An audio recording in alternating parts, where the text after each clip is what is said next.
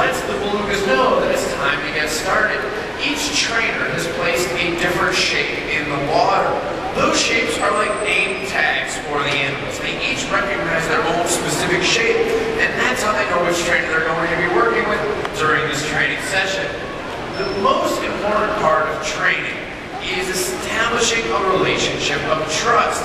Is by building that trusting relationship that all of the things we do here at Shed are possible. Let's take a look at the island impact and see how Tracy builds a relationship with Nalur.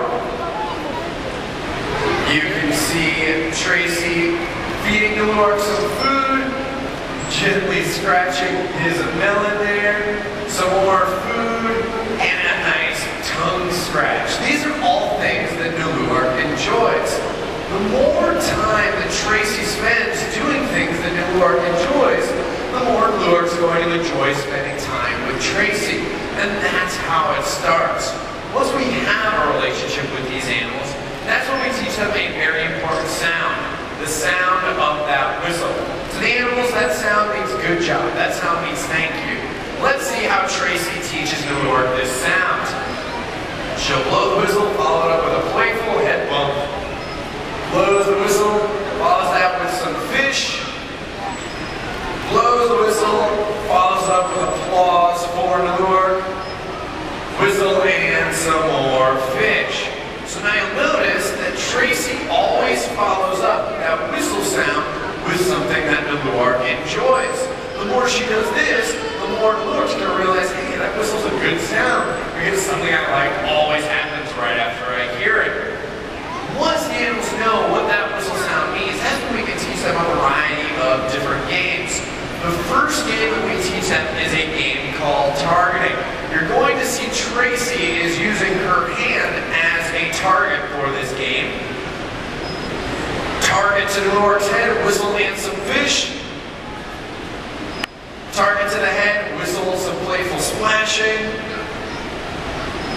Target to the head, whistle, and some more applause. Tracy always follows up contact with that target to Nalur's head with two things. Always that whistle and always something else he likes, whether it be fish or playful splashing. The more she practices this, the more Nalur's going to enjoy touching his head to that target, making contact, because he knows good things will always follow. Because they enjoy playing this game, and once they know what the rules are, that's when we can start to modify the rules a little bit. Let's see what happens when Tracy moves that target just a little bit out of the water.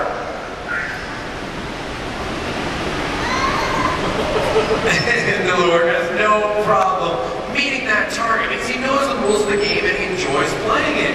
Tracy can move the target to the right, move it to the left, and Nalur has no problem finding it. You can even see that she can incorporate other objects to act as a target, like that buoy on that stick there.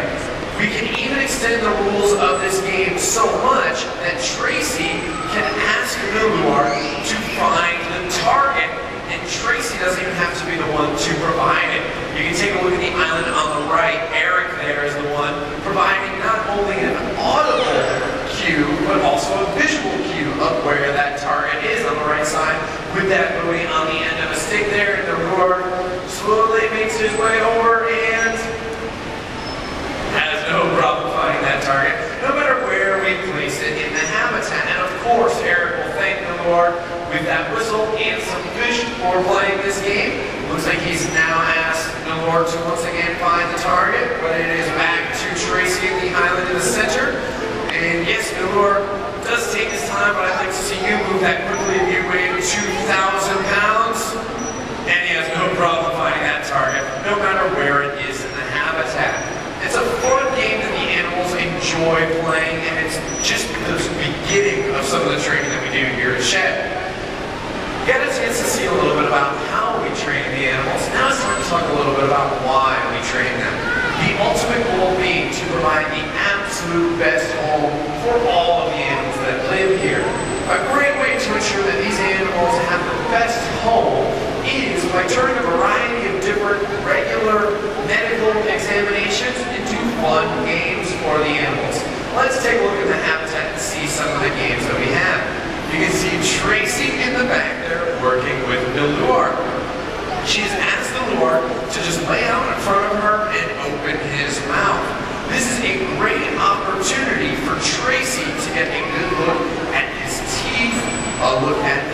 tongue, I'll look at his gums, just a nice quick oral examination to make sure everything looks okay. And for Naluar, he gets to enjoy the experience of that tongue tickle or that tongue scratch, which is a sensation that they enjoy. So that's just one game that we can turn into a medical exam. If you take a look all the way at the island on the right, you can see Christy was just working with Naya. They were just wrapping up a game where Naya was just laying out in front of Christy. It was a great opportunity for Christy to just touch Naya on her side. She was in the position that the belugas are in when we do an ultrasound. It's a great opportunity for Naya to get a massage, and Naya being female, were she to become pregnant, it would be a great opportunity to get comfortable with that ultrasound position. It's all about being proactive and getting them to help out in their own healthcare and well-being. You can also see in the island in back that we can incorporate different objects to simulate the different exams that we might do with the animals, so that not only are they comfortable in these different positions, but also that we can incorporate other objects. They know that those objects aren't going to hurt them, and there's no reason to be startled. Let's see what else we have going on in the habitat here.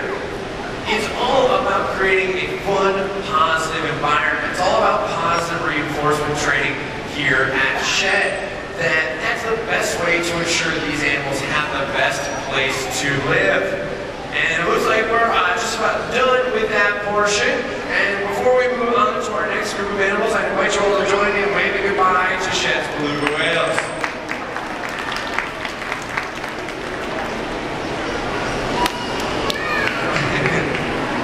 One of the goals here at the aquarium is to introduce you guys to a variety of different species.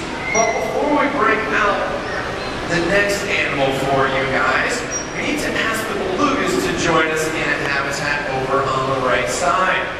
The way we're going to be doing that is by that targeting game that we were playing earlier and using those shapes. But rather than placing the shapes in the center habitat, the shapes are going to be in a habitat over on the right side. The reason we're asking the belugas to join us in a different habitat is to really set this next animal up for success and remove a few distracting elements from the amphitheater. As if being in the center of the spotlight, having 1,000 people all staring at you, paying attention to every move you make isn't distracting enough. Having some beluga whales swimming around in the center here certainly isn't going to help matters. And once again, it's all about a positive environment and a positive atmosphere. But this next animal we're going to be bringing out doesn't spend too much time in this area.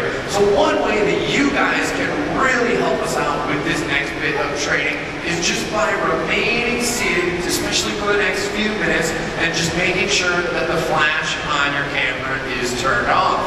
You guys are going to get a chance to see Tahoma, who is one of our red-tailed hawks.